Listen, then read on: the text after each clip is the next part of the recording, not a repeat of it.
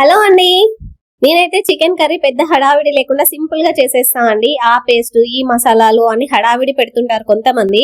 అవసరం లేదండి, ఇలా సింపుల్ గా చేసేసుకోవచ్చు. అయితే ఆయిల్ తీసుకొని అందులో బగారా సామాన్ ఏదైతే బిర్యానీ సామాన్ ఉంటుందో అది యాడ్ చేసుకోవాలి.